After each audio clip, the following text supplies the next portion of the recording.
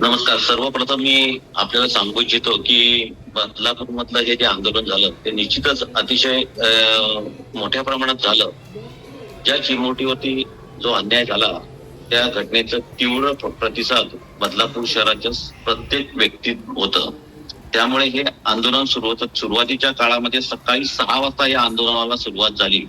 6 वाजता आदर्श विद्या मंदिर ही संस्था, ज्या संस्थेमध्ये ही चिमुरडी मुलगी जिथे शिक्षण घेत होती, त्या संस्थेच्या गेटवरती हे आंदोलनाला सुरुवात झाली. 6 ते 9, 9:30, 10 वाजेपर्यंत इथे सगळे स्थानिक लोक जे होते ते या आंदोलनात आपला राग व्यक्त करण्याकरता आणि संस्थेला जाब विचारण्याकरता त्या संस्थेच्या गेटवरती आले होते, शाळेच्या गेटवरती आले होते.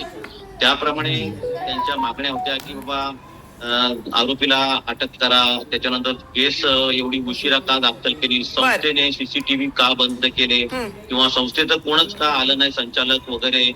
तर त्याप्रमाणे मग आपले राज्याचे म्हणजे शाळेबाहेरचे सगळे जमलेले होते ते आंदोलक होते, ते पालकच होते, स्थानिकच होते असं तुमचं म्हणणं आहे. मग रेल्वे स्टेशनला जमलेले स्थानिक नव्हते का? सुरुवातीच्या काळामध्ये 9:30 वाजेपर्यंत हे सगळे स्थानिक लोक होते.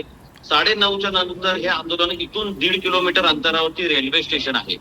त्या रेल्वे स्टेशनवरती हे आंदोलन गेलं आणि त्या रेल्वे स्टेशनवरती हे आंदोलन गेल्यानंतर मात्र त्या ठिकाणी बाहेरचे बऱ्यापैकी मोठ्या प्रमाणात लोक त्यामध्ये सामील झाले. तिथे काही स्थानिक लोक पण होते, आम्ही नाकारत नाहीये, स्थानिक लोक सुद्धा होते, परंतु स्थानिक लोकांच्या हातामध्ये हे आंदोलन राहिलं नव्हतं. स्थानिक लोकांनी 1:30-2 वाजेपर्यंत हे आंदोलन संपलं पाहिजे या हेतूने प्रयत्न पण केले, परंतु बाहेरून आलेल्या आंदोलकांचा दादागिरी आणि त्यांनी घेतलेला जो स्टंट, त्यामुळे हे आंदोलन आमच्या स्थानिकांच्या हातात न राहता हे बाहेरून आलेल्या लोकांच्या हातात गेलं.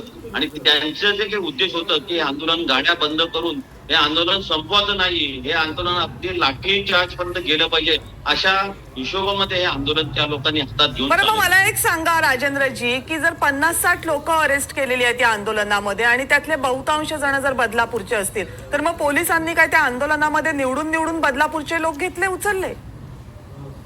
यामध्ये बस फोडणारे लोक, रेल्वेच्या वरती दगड पाडणारे लोक, हे सुद्धा कल्याण, विठ्ठलवाडी आणि चेंबूरचे लोक आहेत. आमच्याकडे त्याच्या व्हिडिओ शूटिंग आहेत की त्यांनी स्वतः सांगितलंय की आम्ही चेंबूरवरनं या ठिकाणी आलोय, रेल्वे प्लॅटफॉर्मच्या ट्रॅक मधून त्यांनी शूटिंग करून दाखवलंय.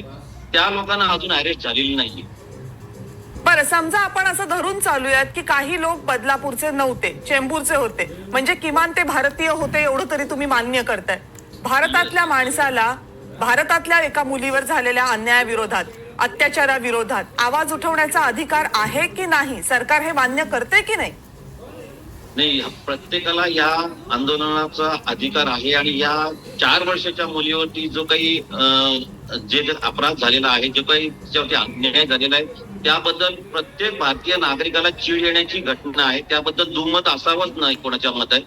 परंतु आमचं असंच एक म्हणणं आहे की ज्या शाळा ट्रस्टी आहेत त्यांनी काही त्यांच्याकडून चूक झालेली आहे का, प्रिन्सिपल कडून काही चूक झालेली आहे का, सीसीटीव्ही बंद का पडले गेले त्याच टायमाला, पोलिसांकडे उशिरा का, कोणाचा दबाव होता. तर यामध्ये तातडीने राज्य सरकारने एसआयटी नेमणूक केलेली आहे आणि एसआयटीने लगेच दुसऱ्या दिवशी आपलं काम सुरू करून अनेक चौकशा सुद्धा सुरू केलेल्या आहेत. त्याचप्रमाणे भिवंडी क्राईमकडे या संपूर्ण केसचा जो काही ताबा आहे तो दिलेला आहे, त्याचा तपास दिलेला आहे. त्यामुळे आज भिवंडी क्राईमचे सुद्धा लोक बदलापूर शहरामध्ये अनेक ठिकाणी जाऊन तपास सुरू केलेला आहे. म्हणजे आतापर्यंतच्या महाराष्ट्रामधल्या ज्या काही अशा प्रकारच्या घटना घडलेल्या आहेत त्या घटनांमध्ये ही जी केस आहे याचा जो काही फास्ट ट्रॅक वरती जो काही लगेच घेण्याचा निर्णय घेतला, देवेंद्र फडणवीस यांनी हा निर्णय अतिशय तातडीने घेऊन लगेचच या सगळ्या चौकशा सुरू केल्या. एवढा फास्ट ट्रॅक. घोरपडे सर, जर राज्य सरकारनं याच्यात खरंच काही तातडीनं केलं असतं ना, तर किमान आज ही चर्चा करण्याची वेळच आली नसती. आज आपण सगळेजण ही चर्चा करतो याचं एकमेव कारण हे आहे की सरकारी यंत्रणांनी यातली कुठलीही गोष्ट तातडीनं तर सोडा, पण ज्या वेळेत करायला हवी होती त्या वेळेत केली नाहीये. आणि आज हायकोर्टामध्ये जे काही झालं, ज्यामध्ये हायकोर्टानं स्वतः दखल घेऊन सुमोटो ऍक्शन आज दाखल करून घेतली, सुनावणी केली, फक्त त्यातले ताशेरे जर तुम्ही बघितलेत ना तर लक्षात येईल की यंत्रणा कुठे कुठे चुकल्यात. त्यामुळे आता जरी आपण फास्ट ट्रॅक कोर्टामध्ये ही केस चालवणार असं म्हणत असलो तर या अगोदर झालेला जो दिरंगाई आहे ती अक्षम्य हलगर्जीपणा आहे आणि त्याचा राग होता लोकांच्या मनामध्ये. त्यामुळे त्या लोकांना आपण तुम्ही इथले आहात का, तुम्ही बाहेरचे आहात का, हे राजकीय हेतून प्रेरित आहेत का, असं जर आपण म्हणणार असू तर मला वाटतं आपण मूळ मुद्द्यापासून भरकटू. आता